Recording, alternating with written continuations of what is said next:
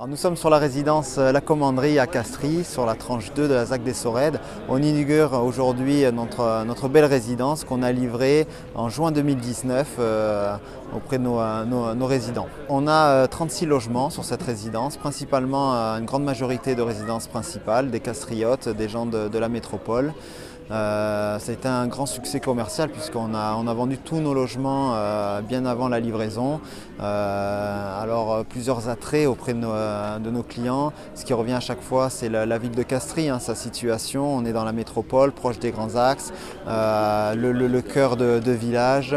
Avec la pierre de Castries, le château et la pierre d'ailleurs qu'on retrouve, un élément, un facteur commun je dirais à toutes les résidences de la ZAC des Sorèdes. Nous à Castries on a souhaité un développement maîtrisé, c'est pour ça qu'on s'est inscrit dans le cadre du PNLH. On s'est engagé à 80 logements par an parce que c'est une quantité, ça nous permet d'accueillir les nouveaux habitants dans d'excellentes conditions au niveau des écoles, des services publics, etc. Donc, on ne fait pas du remplissage à Castries. On n'utilise pas tous les droits de constructibilité quand on fait une opération. On sauvegarde beaucoup les espaces verts et tout cela.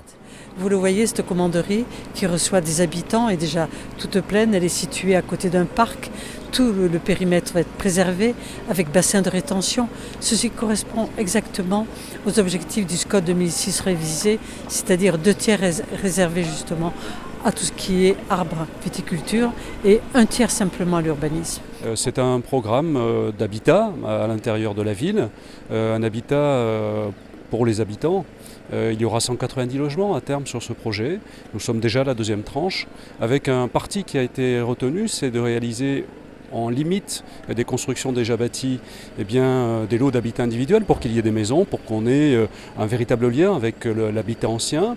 Et puis au cœur du quartier, tout autour en réalité, des petits collectifs. Ces petits collectifs qui sont relativement bas, qui viennent parfaitement s'intégrer avec dans l'architecture de la pierre de Castries. C'était très important que nous ayons cette pierre. Et il y a un travail très important qui est fait, vous le savez, avec le manifeste de Montpellier.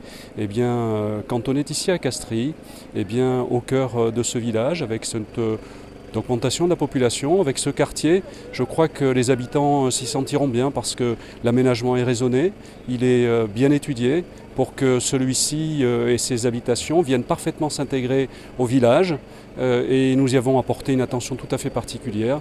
Donc vraiment heureux les habitants de Castries.